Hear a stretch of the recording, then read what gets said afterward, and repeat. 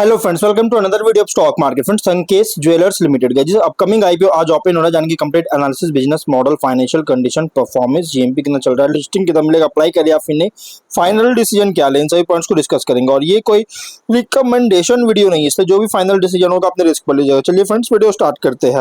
IPO 18 को open हो रही है आज के दिन 20 अगस्त क्लोज किया जाएगा। 3 डे आईपीओ है। 25 अगस्त का लिस्टिंग डेट, 5 रुपीज का फेस वैल्यू, 88 टू 93 रुपीज का प्राइस बैंड, 160 शेयर्स की lot size, fresh capital OFS का कॉम्बिनेशन है। बुक बिल्ड आईपीओ 367 करोड़ का issue size, 3.9 crore shares issue किया गया, जिसमें फ्रेश कैपिटल 274 करोड़ का, ओएफएस 93 करोड़ का किया जा रहा है। बीएसई एनएससी दोनों एक्सचेंज में लिस्टिंग होगा। अलॉटमेंट डेट 21 अगस्त का, 24 को रिफंड से रिलीज किया जाएगा। शेयर्स डिमेट अकाउंट में क्रेडिट होगा। ऑफर दिया गया है क्यूआईबी 50%, एचएनआई 15, रिटेल 35% का, जो कि रिटेल मिनिमम 1 लॉट बाई कर सकते हैं। 160 शेयर्स मिलेंगे, 14.9 थाउजेंड पे करना पड़ेगा। मैक्सिमम 13 लॉट बाई कर सकते हैं, 1.9 लाख पे करना पड़ेगा। Small HNI minimum 14 lot by कर सकते हैं, 2.1 लाख पे करना पड़ेगा। मैक्सिमम 67 लॉट बाई कर सकते हैं, 10 लाख रुपीज पे करना पड़ेगा। Big HNI minimum 68 lot by कर सकते हैं, 10.1 लाख पे करना पड़ेगा। मैक्सिमम कोई लिमिट नहीं है।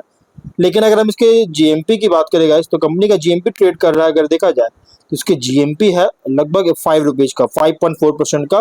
फ्लैट लिस्टिंग एंड एक्सपेक्ट कर सकते हैं। 98 रुपीज का एस्टिमेटेड लिस्टिंग प्राइस, 800 रुपीज का एस्टिमेटेड प्रॉफिट सिंगल लॉट पर मिल सकता है। कंपनी का बिजनेस क्या है, तो 2005 में इनकॉर्पोरेट किया गया था, जो कि ये कंपनी इंगेज है, जो कि customised hand crafted gold jewellery का मैन्युफैक्चरिंग और प्रोवाइडिंग के बिजनेस में इंगेज है, क्योंकि कंपनी स्पेशलाइज है 22 carat and 18 carat gold jewellery में, और वाइड प्रोडक्ट पोर्टफोलियो ऑफर कर रही है, जिसमें इंक्लूड है बैंगल्स, ब्राइडल ज्वेलरी, चौकर्स, झुमकाज, नेकलेस सेट्स, मंगलसूत्र, रिंग्स, और कंबाइंड सेट है अलग अलग कैटेगरीज में, जैसे एंटिक, सेमी एंटिक, कैलकाटा और टेम्पल, घेरू पॉलिश, येलो रोडियम और रोज गोल्ड ज्वेलरी में। कंपनी जो है प्रोडक्ट्स को पैन इंडिया डिस्ट्रीब्यूट करता है, कॉर्पोरेट और नॉन कॉर्पोरेट क्लाइंट्स दोनों को। जो कि इसके क्लाइंट्स में अगर देखिए, क्लाइंटेल में रेप्यूटेड ज्वेलर्स हो गए, जैसे Joyalukkas India limited, PN Gadgil and sons limited, Kalyan jewellers India limited, Novel Jewels limited जो कि आदित्य बिरला ग्रुप का है और पार्ट है, और Manoj Vaibhav gems and jewellers limited, other established jewellery brands. और इसमें से गाइस मैक्सिमम आईपीओ जो है कंपनी जो है लिस्टेड है स्टॉक एक्सचेंज में, इसके जो क्लाइंट्स है। और संकेश ज्वेलर्स जो कि एसेट लाइट मॉडल फॉलो करता है, स्किल्ड लोकल कारीगर्स और जॉब वर्कर्स को एंगेज के द्वारा, जिससे प्रोडक्शन के लिए, जबकि डिजाइन, मटेरियल सोर्सिंग और को मैनेज कर रही है, इन हाउस डिलीवरी करता है, और प्रोडक्ट सेल्स में एडिशन के साथ अगर देखें तो कंपनी जो है जॉब वर्क सर्विसेज भी ऑफर करता है, जहां क्लाइंट्स बुलियन और स्पेसिफिक डिजाइन रिक्वायरमेंट्स प्रोवाइड करता है, और सभी ज्वेलरी जो कि BIS हॉल मार्क्ड है रेगुलेटरी गाइडलाइंस के अकॉर्डिंग। और प्रोडक्ट पोर्टफोलियो क्लासिफाई किया गया 2 सेगमेंट में, जो कि हैंड क्राफ्टेड ज्वेलरी जो कि 22 कैरेट और 18 कैरेट में सेल्स करता है, और कस्टम जॉब वर्क सर्विसेज जो कि क्लाइंट बुलियन और डिजाइन एग्जीक्यूशन करती है। और लेगेसी लगभग 3 डिकेड्स का है हैंडमेड ज्वेलरी मार्केट्स में, जिससे कंपनी स्ट्रॉन्ग रिलेशनशिप बिल्ड किया है लीडिंग ज्वेलरी ब्रांड्स के साथ, क्योंकि डिजाइन एक्सीलेंस, क्राफ्टमैनशिप और कस्टमाइज सॉल्यूशंस को कंसिस्टेंटली डिलीवर कर रही है। लेकिन अगर हम यहाँ पे कंपनी 31 में के अकॉर्डिंग 46 परमानेंट एम्प्लॉइज काम कर रहे थे, जो कि पेरोल पर, जिसमें comprise executive directors, KMP, accountant, finance, administration, sales and marketing, designing, client servicing, quality functions के डिपार्टमेंट में काम कर रहे हैं, जो कि कंपनी और साथ में 72 जॉब वर्कर्स के साथ एसोसिएटेड भी हो चुका था। और कंपनी का फाइनेंशियल देखिए, कंपनी जो ये जो बिजनेस है ना, ये हाईली कॉम्पिटेटिव फ्रैगमेंटेड सेगमेंट में ऑपरेट हो रहा है, लेकिन इसके बावजूद गाइस कंपनी के परफॉर्मेंस में बहुत ही अच्छी इंप्रूव होता हुआ देखने को मिला, जिससे कंपनी को हेल्प मिलता है।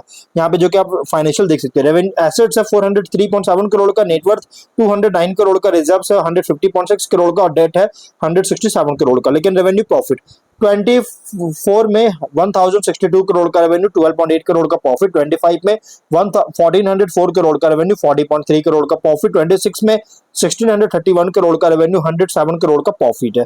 फाइनेंशियल अगर देखा जाए तो टॉप एंड बॉटम लाइन में ग्रोथ देखने को मिल रही है, बहुत परफॉर्मेंस बहुत ही अच्छी इंप्रूव होता हुआ देखने को मिला। लेकिन इसका मेजर रेवेन्यू जनरेट करता है B2B सेगमेंट से। लेकिन कॉम्पिटिटर की बात करें पीयर्स का, तो संकेश ज्वेलर्स का पीयर्स है Shanti gold international, Sky gold and diamonds, और PNGS, Reva diamond jewellery, Adbhut jewels, Shringar house of mangalsutra, ये सब इसके कॉम्पिटिटर है। ऑब्जेक्टिव क्या था, कुछ बोरोविंग सरकारी पेमेंट पेमेंट करना चाहता है, working capital requirement, general corporate purpose के लिए फंडिंग चाहता है। Ratios ROE RONW 51, ROCE 41.6, PAT margin 6.5, EBITDA margin 9.7% का, डेट इक्विटी 0.8, PB है 10.8, पी रेशियो 10.2 टाइम का। प्रोमोटर होल्डिंग अपनी रेशियो 95.5%, पोस्ट रेशियो 69.5% का होल्डिंग देखने को मिल जाएगा।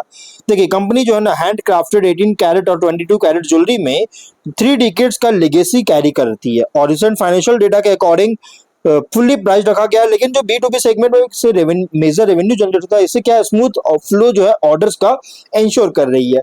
और अगर हम इसके कंपनी के शॉर्ट एनालिसिस करेंगे तो स्ट्रेंथ अगर देखा जाए तो कंपनी ऑपरेट करता है स्ट्रेंथ में hand crafted gold jewellery manufacturing customisation sector में ऑपरेट करता है। प्रोमोटर्स जो कि सेवरल डिकेड्स का एक्सपीरियंस है ज्वेलरी इंडस्ट्री में और रिलेशनशिप एस्टैब्लिश किया है मेजर ज्वेलरी रिटेलर्स के साथ, जिसे स्ट्रॉन्ग कस्टमर एक्सेस और रेवेन्यू विजिबिलिटी प्रोवाइड करता है। एसेट लाइट मैन्युफैक्चरिंग मॉडल जो कि स्किल्ड वर्क ने जॉब वर्कर्स का कारीगर्स का यूज कर रही है प्रोडक्शन फ्लेक्सिबिलिटी प्रोवाइड करने के लिए।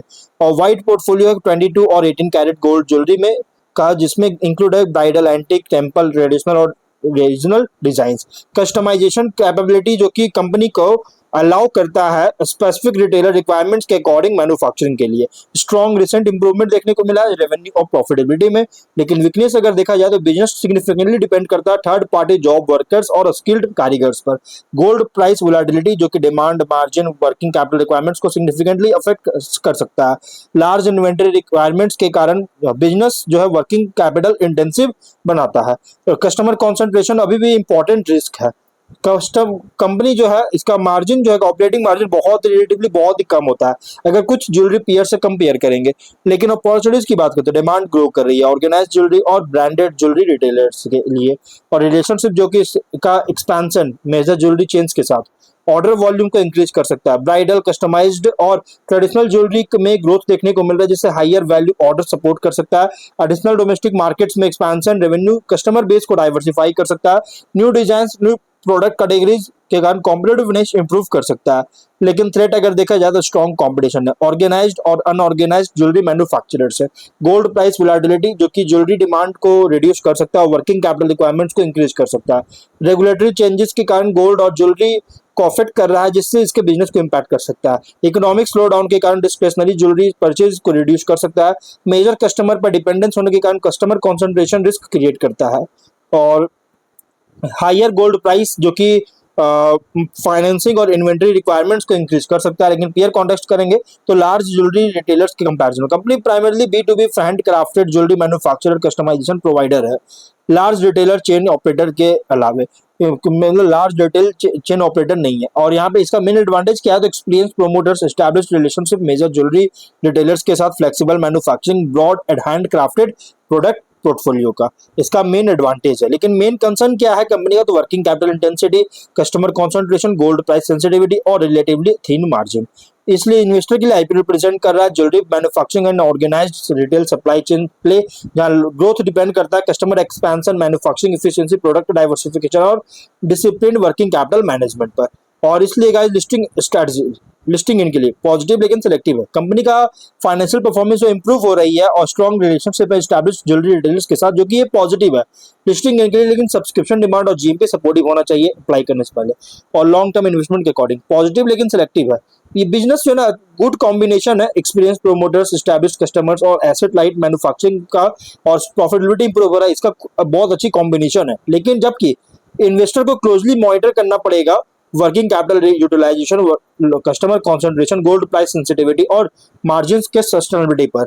और स्ट्रेटजी वर्डिक्ट लिस्टिंग इनके लिए सिलेक्टिव है। अगर सब्सक्रिप्शन डिमांड GMP सपोर्टिव होता है तो कंसीडर कर सकते हैं लॉन्ग टर्म के लिए। सिलेक्टिव है, स्ट्रॉन्ग ज्वेलरी मैन्युफैक्चरिंग अपॉर्चुनिटी है, लेकिन working capital intensity, customer concentration ये बहुत ही इंपॉर्टेंट रिस्क है इस कंपनी के लिए। इसलिए जो भी फाइनल इन सभी पॉइंट्स को डिसीजन देखने के बाद आप जो भी फाइनल डिसीजन लीजिएगा अपने रिस्क पर लीजिएगा, ये कोई रिकमेंडेशन वीडियो नहीं है। तो गाइस वीडियो कहीं प्लान करते कोई डाउट है कमेंट बॉक्स में पूछे। मिलता है नेक्स्ट वीडियो में, बाय बाय।